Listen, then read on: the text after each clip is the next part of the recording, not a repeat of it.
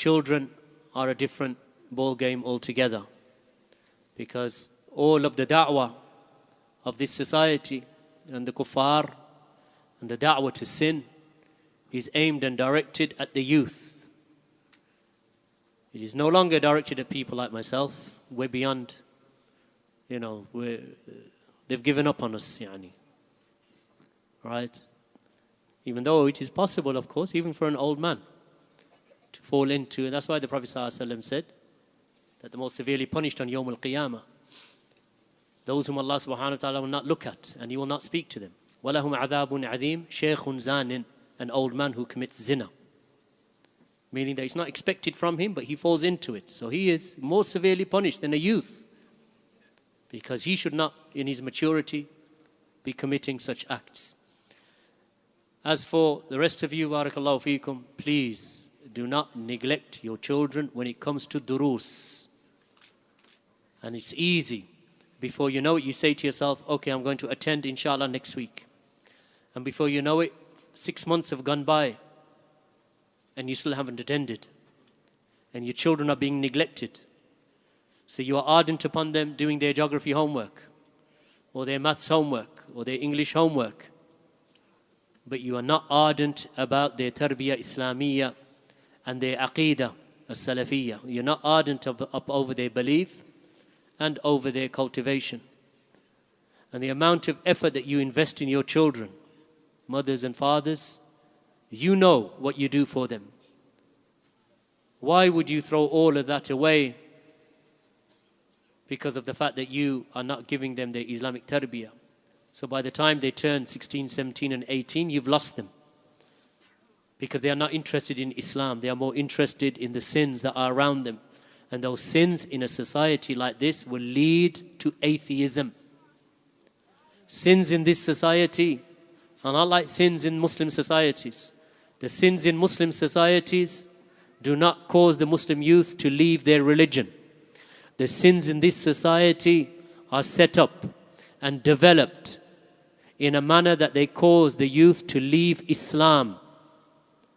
Because these are types of, the way that the education in this country and the indoctrination is set up in this country, it causes people to leave Islam. And that's why atheism is on the rise. It is on the rise from all of the religions, including Islam. Islam is not immune. And our youth are not immune from atheism. That a child, he turns around and says, I don't believe in God. I don't believe in Allah. And I've seen it with my own eyes. Youth who used to be Muslim, leave Islam. So how do you combat that? With ilm, durus, knowledge that is strong and sound, based upon the book and the sunnah and sound reasoning. And the aql that is sahih, the intellect that is sound and strong. And if your children aren't exposed to that, you expose them 8 hours a day, 5 days a week, to the ideologies and the doctrines of secularism. If you were to give them 1 hour of Islam a week, it would not be enough. But it is better than nothing. Imagine if you give them 0. You give them nothing. No Islam. And all you're giving them is secular education at state schools. Then how do you expect, when those children reach 16 and 17, to carry the generation of Islam into the future? Do not allow Islam and Salafiyah to finish with you. When you're dead, your generation finishes and your lineage does not carry on Islam. So in several generations from now, 60, 70 years from now, your great-grandchildren say, yeah, my great-great-grandfather used to follow that religion. Wallahu musta'an, because that's what you hear. I've heard it in the Caribbean. I've heard it in my own ears in the Caribbean. My great-grandfather used to be a Muslim. What are you? Nothing. Christian. Atheism. Atheist. Whatever. Why? Because the parents do not protect the religion of their children. Their vision is short-sighted. All they see is that 10 years in front of them of wealth, good job. So they will encourage, Muslim parents will encourage their children to take a student loan and enter into riba. Hawa, straight away. Enter into riba. By the time they finish university, £40,000 debt. They've already got a mortgage on their heads. Then they get a job, and then their parents tell them, get a house. So he takes another mortgage on his head. Where's the time for durus and ilm and salafiyah? He's drowned in sin. Parents, that's the responsibility of parents.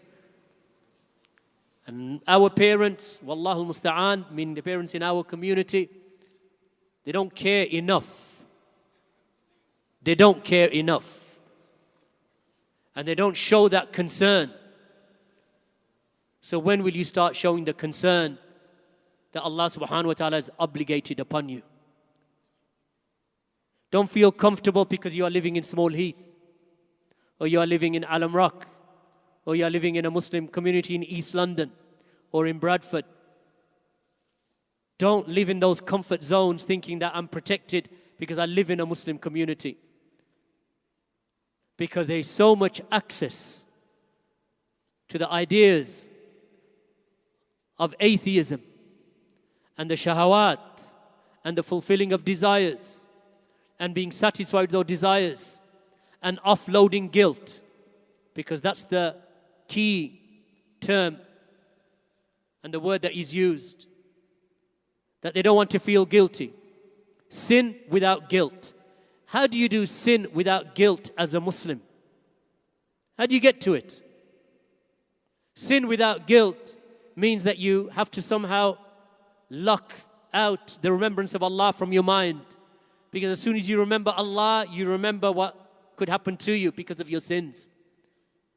So that's the first step. I don't want to think about Allah.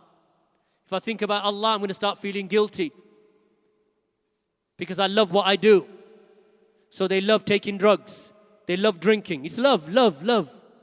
Allah's going to punish you for love. So okay, you love heroin and cocaine.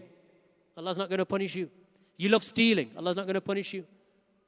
A man rapes a woman. Why do you rape her? Because I loved her. Khalas, love. So we shouldn't punish you because you rape a woman just because you loved her before raping her. Sit down, akhi. Barakallahu feek. Sit down. So this idea that we have to, we really must educate our children and get that right moral direction into our children. That is through durus. That is through attending the classes.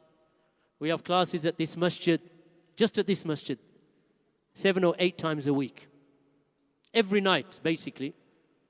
And on Saturdays after Dhuhr. At this masjid, 7 days. And then you have the Jummah khutbah that you heard every week. Masjid Sunnah Nabawiyah, likewise when it reopens, inshallah. Then you have the durus in Masjid Bin Baz in East London. Where do you live? Alperton, there's durus. Markaz As-Sunnah. Masjid Darus Sunnah in Shepherd's Bush, there's durus. Masjid Sunnah in West London, there's durus.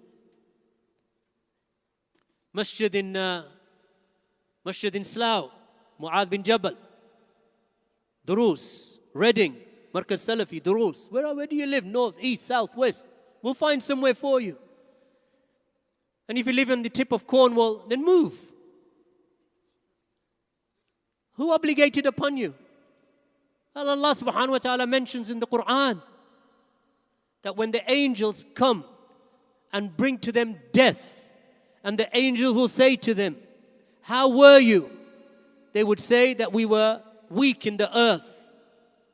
Then the angels will say to them, was not the ard of Allah wasi'atan? Was it not wasi'ah for you enough? Was it not spacious enough for you that you could have migrated? Allah has opened up the whole of the earth for you. Wherever you go, you'll find rizq and you'll find Islam. Find somewhere to live where you are amongst people of Sunnah and your children can access durus. Don't become lazy. And don't allow your children to say to you, well, I don't really understand what Ustad was saying and it's too much for me. Khalas, you don't have to go next time. So what are you going to do instead? Put them on a PlayStation? Khalas, give them PlayStation, huh? So they don't understand the dars, they'll understand PlayStation very well. Because that's what we're doing to our children. We're killing their hearts, our youth. And I don't mean children 6, 7 years old. I'm talking about children from the whole spectrum. If they're your children, bring them here. I don't care if they're 21. They're your children. Get them here. In the masjid, at the conference, at the duroos, at the khutub. Well, my son can't attend the khutub. Why? Because he's at school and he's got GCSEs and I don't want him to fail. So for 3 months, no khutbah, khalas, no Jumu'ah. No, he just comes home and combines Dhuhr, Asr and Maghrib. MashaAllah. So history, geography, science, all of them are worth that. That's what it's worth to you. I can't, emphasize enough the importance of this affair. I can't emphasize it enough. And the thing is, yes, our durus generally are growing. Yes, they're growing. But compared to the size of our communities and the thousands and thousands of people that we have, then why should the dars only be 100 brothers and sisters or 150? Surely there should be 1,000 people sitting here every dars. If you're concerned about the akhirah, that's what it should be, right? Wait till those Hizbis and those Ikhwanis call for a protest. You see 1 million marching in London. 1 million will march in the streets. For what? For shaitan. It's not from the deen of Allah. Amr Mardud. An affair that is rejected by Allah. But they will march in the streets, 1 million of them. Like you see them in India now. Marching. No ilm. No Kitab al-Tawheed. No Usul al-Thalatha. No Aqidat al-Wasitiyah. No Bulugh al-Maram. No understanding of Bukhari. No understanding of Usul al-Sunnah of Imam Ahmad or anything. But tens and thousands marching in the streets, burning buses and throwing stones. Say, what are you doing that for? Allah. MashaAllah, Allah told you to burn a bus and throw stones. What else should we do? What else should you do? What else should you have done 3 generations ago? Now you're asking what we should do. You're on a car that is heading towards a cliff edge for the last 20 years. And you can see the cliff edge in front of you. But you didn't change direction. You didn't put on the brakes. You didn't think, hold on, this is going towards destruction. You didn't think that. Now the car is about to come off the edge. What shall I do?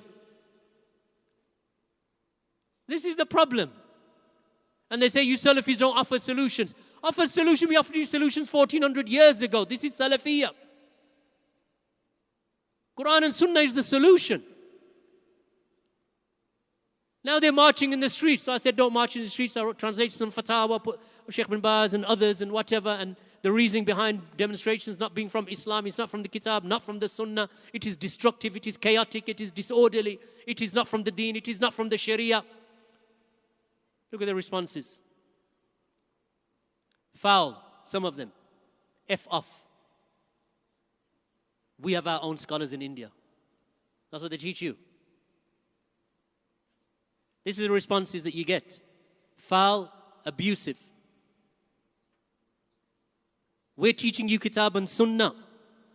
And we're telling you where this is coming from. And where this is going to lead to. And why the Sunnah forbids it.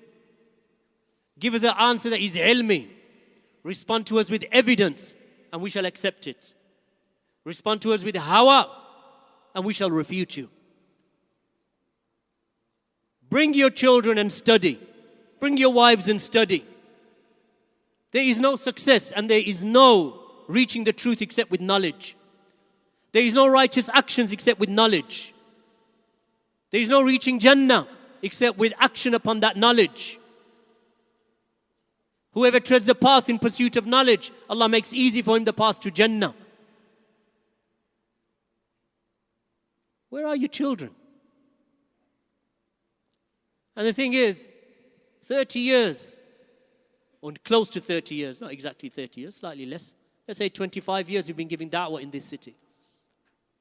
I've seen generation after generation of children waste away from the Muslims in this city with my own eyes.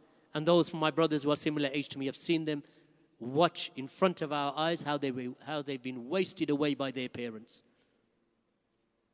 Why? Because you think that education at school and college is more important than Islam. I don't say it's not important. I'm educated, alhamdulillah. So is my family. So are my brothers.